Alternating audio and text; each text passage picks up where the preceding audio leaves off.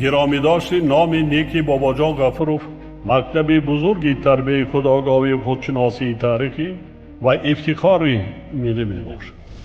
بنابراین ما را ضرور است که خاطره این فرزند فرزانه ملت را پاس داریم. شاه اثر تاجیکان و دیگر آثار بی‌گزند او را پیوسته آموزیم و از کار و فعالیت فداکارانه‌اش سبق بگیریم. این برای نسل جوان بسیار یک نمونه عبرت است. من نسبت باباجان غفورov یک شخص فدایی نسبت به ملت تاجیک را می‌بینم.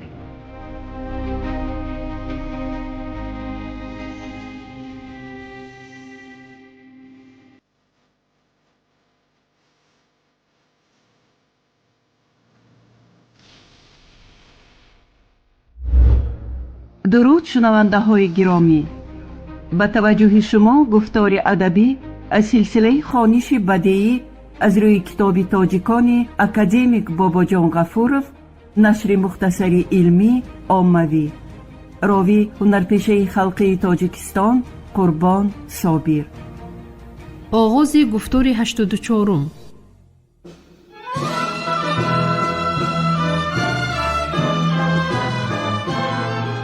باباجان غفورov، تاجیکان. تاریخ قدیمترین، قدیم، عصر میانه و دوره نو.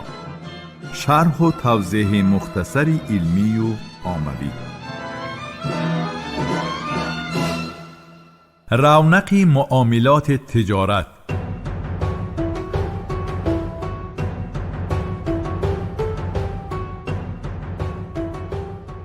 ساختمان و استفاده راه آهن، مخصوصاً راه آهن تاشکند که آسیای میانه را با آرنبورگ و مسکو می پیوست، با پیشرفت تجارت مساعدت نمود. این از طرف دیگر باعث پیشروی در سمت مناسبت‌های پولی و مالی گردید. دهقانان نیز به بازار و طلبات آن موافق می شدند. از همه بیشتر پخته و پوست قراقلی صادر می شدند. بخارای شرقی هم مثل تمام امارات از واردات روزافزون مالهای فابریکه و زوادهای روسیه خیلی زیان میدید. این پدیده به صناعت کاسبی محلی ضربه کرایی زد. در یک چند شهرهای نسبتاً کلان بخارای شرقی، دوشنبه، حصار، کولاب، قرطاق، بلجوان، استحصال گزوارهای ابریشمی و پشمی و پختگین، مصنوعات کلالی و چرمگری، اسباب زراعت، کارد و شمشیر و غیره ادامه داشت. ضمناً بعضی بیکی‌ها محض در استحصال این یا آن نمودی محصولات و مصنوعات تخصص می‌یافتند. مثلا درواز مصنوعات آهنین، در کلاب و بلجوان چرمگری و استحصال مصنوعات چرمین، در حصار متاع شاهی، قراتگین خورجین‌های پت، نمد گزوارهای پختگین، قبادیان ابریشم استحصال می‌کردند. غیر از این در بیکی‌ها کارخانه و دکان‌هایی که برای تأمین احتیاج روزگار مردم، آسیاب‌ها، آبجوازها، جوازخانه‌ها، دکان‌های آهنگری، میسگری نیز وجود داشتند.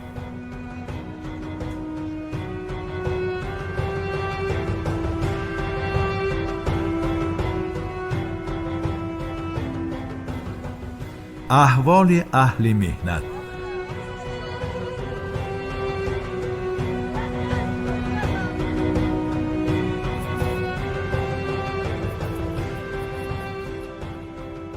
کمی بالاتر تأکید نمودیم، می نویسد باباجان غفورov، که رشد مناسبت‌های پولی و مالی باعث تجزیه طبقه دهقانان گردید. در بیکی حصار بایها که همگی 7.6% اهالی بودند، 45.6% تمام زمین‌های آبی را صاحبی می‌کردند. در دست 28% خواجگی‌های کم زمین همگی 1% زمین‌های آبی بود. بایها و سودخوران دهقان سرسخت را با هزار حیله و نیرنگ خانویران می کردند و مجبور می ساختند که قرض بردارد و یک پاره زمینش را بگرو ماند و در عاقبت بی زمین و پایبند بای گردد. در امارت بخارا دهقانانی به غلامی افتاده بسیار بودند. همه قرضدارانی قرضشان را ادا نکرده، این چنین بقیه‌دارانی از خزینه امیر قرضدار به دفترهای مخصوص قید کرده می شدند. دهقانی که نامش به چنین دفتر افتاده باشد از همه حقوقها، از جمله از حقوق بیملال به یگانجا سفر کردن محروم می گشت. دهقانانی به غلامی افتاده قشاقانه روز گذرانیده کارهای وزنینترینی زورطلب را اجرا می کردند. حتی آنها را به آماچ و عرابه می بستند.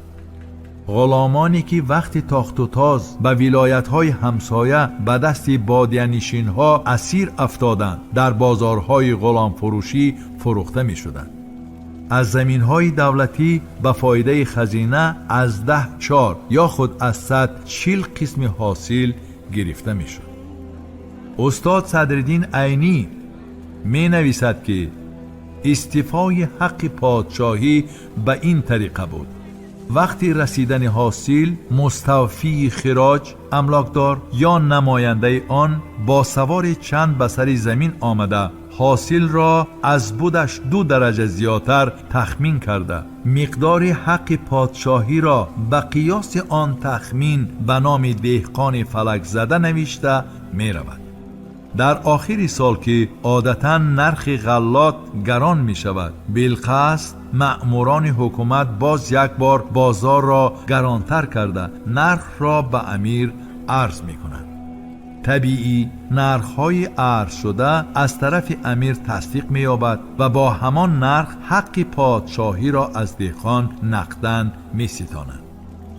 بسیار واقع شده است که دهقان همه چیزش را، حتی بعضاً پسر و دخترش را فروخته حق پادشاهی را ادا نموده است.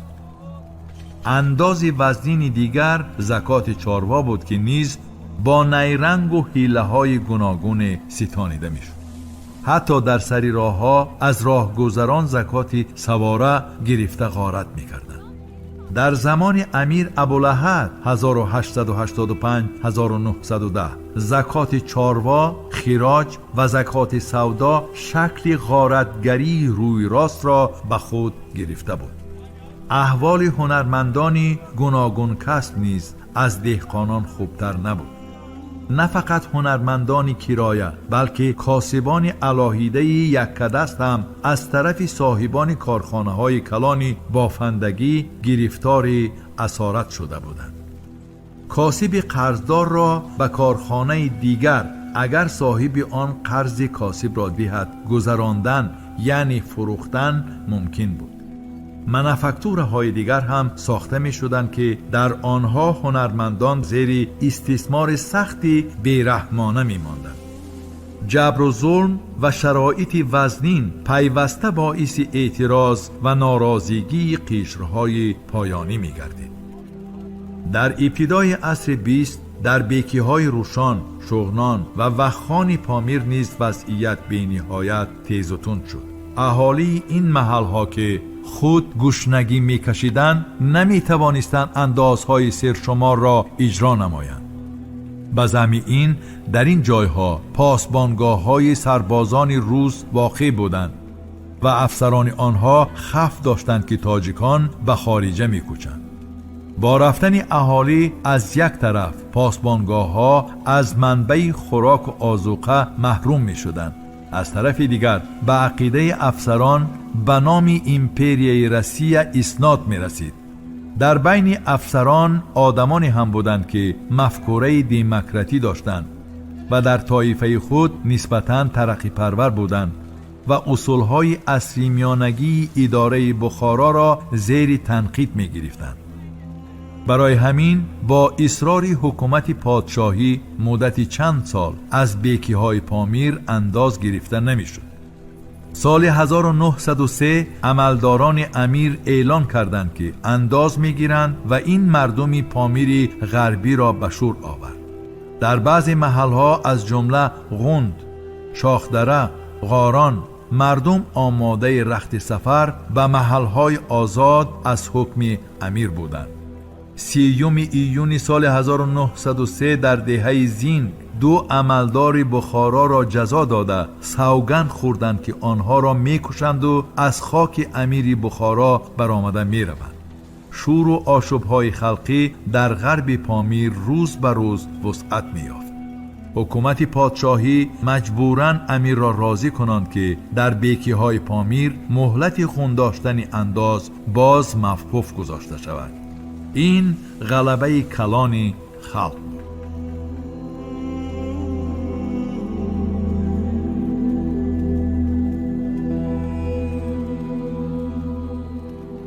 شور و آشوب‌های خلقی.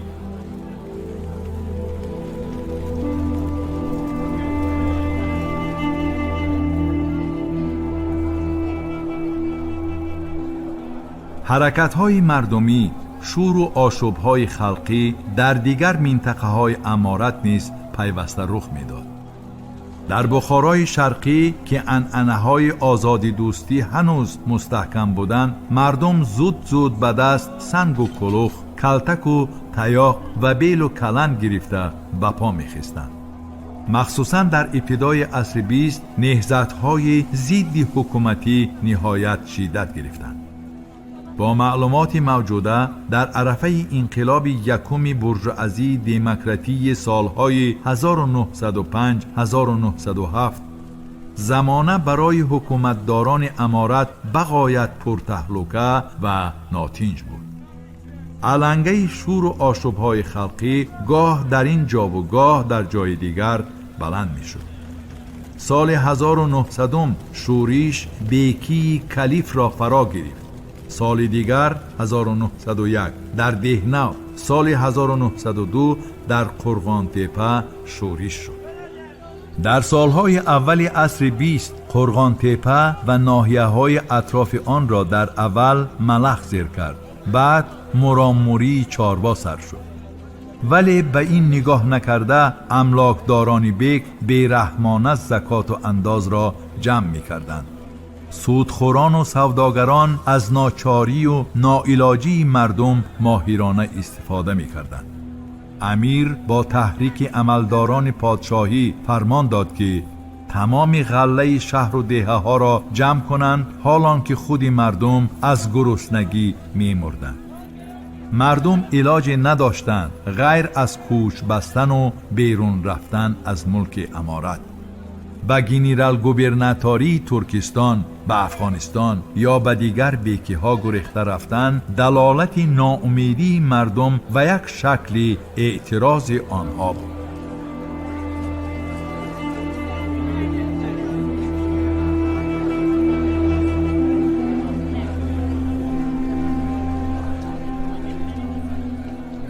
سیوم، انقلاب سالهای 1905 1907 و اشتراک مهنتکشان تاجیک در آن.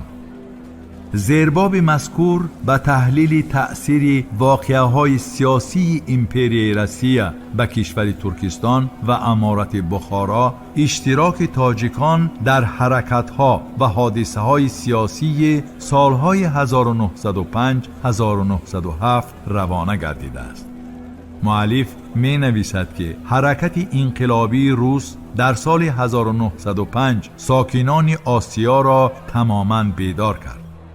صدها میلیون اهالی که در حالت کرختی عصر میانگی قرار داشت به مبارزه برای حقوقهای عادی ترین انسان برای دموکراسی بیدار شد.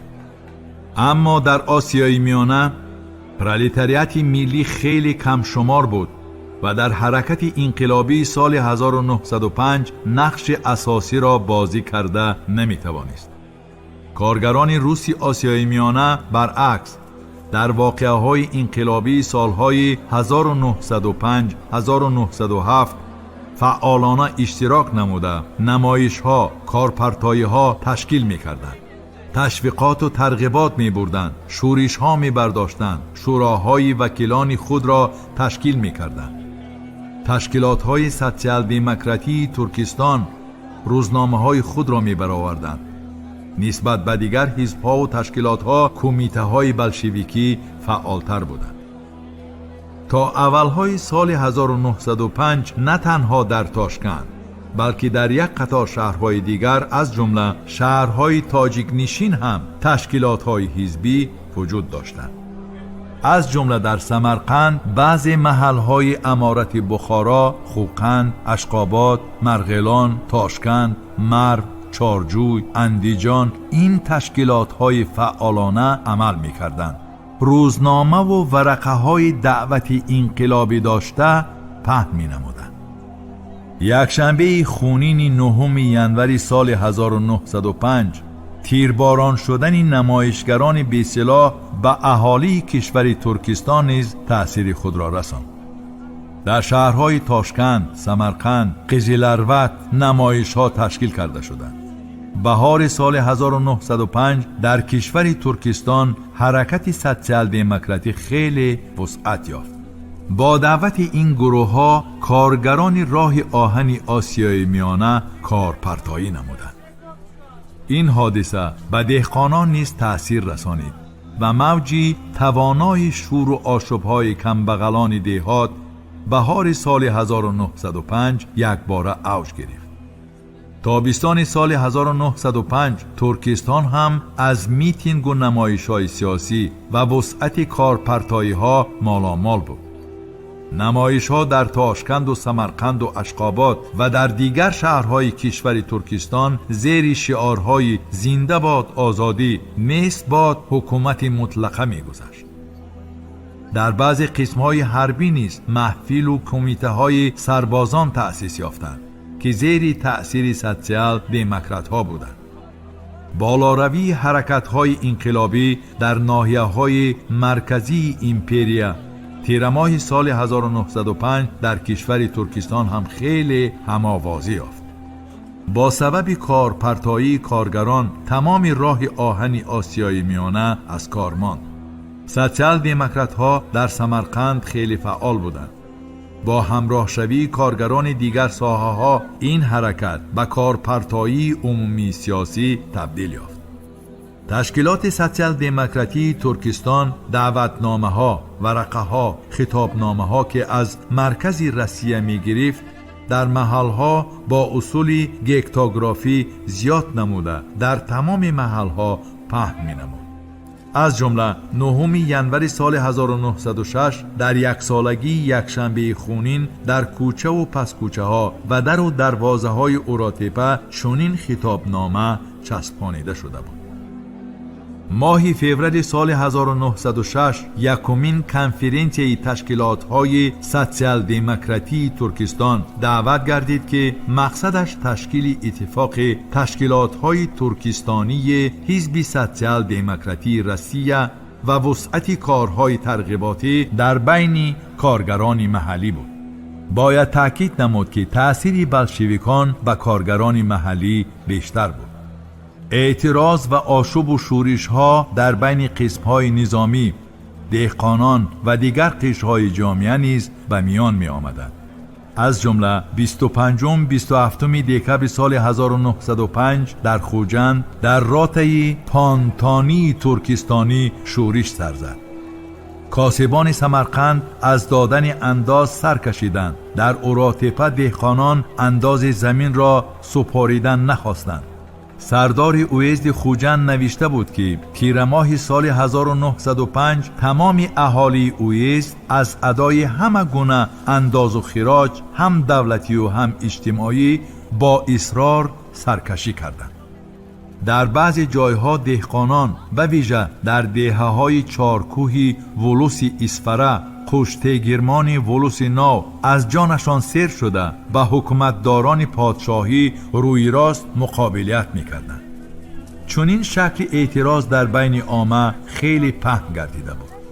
طبق گزار رسمی مأموریت کشور چنین عمل که آن را مأموریت حمله آوری غارتگرانه می نامید در دوام سالهای 1905 1909 359 مراتبه به عمل آمده است.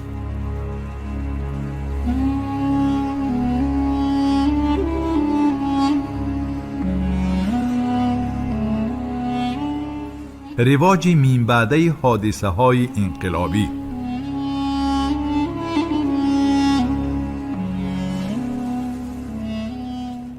اکادمیک باباجان غفوروف در زمینه سندهای موجوده و تحقیقات دسترسی عالمان ساحه بالاروی حادثه های انقلابی را در حدود آسیای میانه و شرکت تاجیکان را در حرکت انقلابی سالهای 1905 1907 به طور واضح انعکاس می نماید. تأکید می نماید که در این دوره فعالیت روزنامه بلشویکی سمرقند خیلی نظررس بود. بلشویکان سمرقند هم مثل سوسیال دموکرات های دیگر شهرهای کشور ترکستان در بین مردم تشویقات و ترغیبات انقلابی را وسیع ادامه داده ورقه و خطابنامه و مراجعت نامه ها پهن می کردند.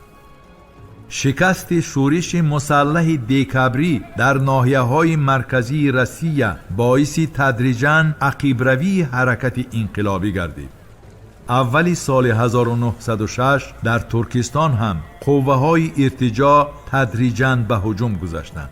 کشور از سرباز و کزک و پلیتای ها پر گردیده تعقیب و تعزیر و کافتوکا و بدرقه کنی ها نهایت زیاد شدند. نشر روزنامه و مجله های انقلابی منع گردید. راهبران حرکت سوسیال دموکراتی و دیگر فعالان به حبس گرفته شدند. ولی به همه این نگاه نکرده انقلابیان ترکستان به مهنتکشان کشور جسورانه مراجعت می‌کردند که روح افتاده نشوند و به واهمه نیفتند. ماه می سال 1906 در کشور آتش حرکت انقلابی از نو علنگه زد. کارگران کارخانه‌های تعمیر راه آهن تاشکند کارپرتایی یک ماه گذرانیدند و به اجرای طلب‌های خود رسیدند. تابستان همین سال در بین سربازان حوزه حربی ترکستان در بین دهقانان دهات نیز چند شور و آشوب‌ها به عمل آمدند. مأموریت پادشاهی گنرال گوبرناتور ترکستان دی سوباتیچ را از وظیفه سبکدوش نموده به جایش گنرال ماتسیفسکی را تعیین نمود که آدمی بیرحم و بی‌شفقت و ظالم و طراری بود. این گنرال تمام حیات سیاسی ترکستان را زیر نظارت سخت گرفته آن را به قطعه های نظامی نظارتی تقسیم نمود. سال 1907 شعبه حمایت ناحیوی ترکستان یعنی شعبه ژاندارمری کشور تأسیس یافت. حادثه های پرتغیان ترکستان از همه بیشتر به خاک همسایه به امارت بخارا تأثیر نمود. خبر انقلاب روس به تمام شهر و دهات امارت زود پهن گردید. این خبرها در اینجا زمینه مساعد می یافتند و افزای به این هم شدید این ملک فیادالی را شدیدتر می کردند. به اندازه رسیدن خبر حادثه های کشور ترکستان دهقانان و کاسبان هم ضد حکومتداران فیادالی خود فعالتر و قطعیتر به پا می خیستند. سالهای 1905 و 1908 صدها نفر اهالی هاییت و قلعه لب آب ضد حاکمان قراتگین روی راست آشوب برداشتند. تیر ماه سال 1907 در حصار مردم به شور آمد. 8 سپتامبر همین سال شهر قراتاغ از زلزله سخت ویران شد. ولی دسته حریص و ناآدمی بیک و بای ها و عملداران به جای مدد به آفت زدگان خودشان چیز و چاره ناچیزی مردم را تله و تاراج کردند.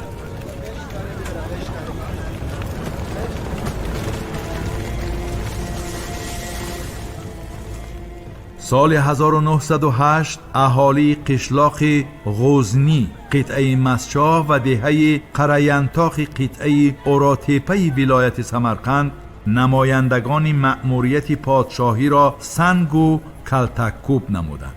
این گونه شور و آشوب‌های ضد حکومتی تاجیکان کشور ترکستان به تاجیکان امارت بخارا تأثیر رسانیده آنها را به مبارزه سفربر می‌نمود. ماه فوریه سال 1910 مردم کولاب شورش برداشتند.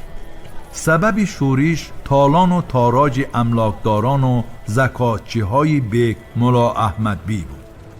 این شور و آشوب‌های مردم بخارای شرقی دلالت می‌نمایند که در شعور سیاسی اهالی محلی دیگرگونی‌ها به عمل آمده است.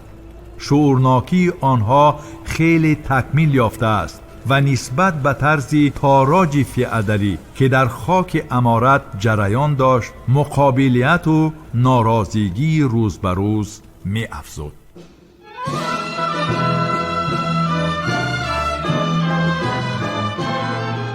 باباجان غفورов، تاجیکان. تاریخ قدیمترین، قدیم، عصر میانه و دوره نو. شرح و توضیح مختصر علمی و عملی.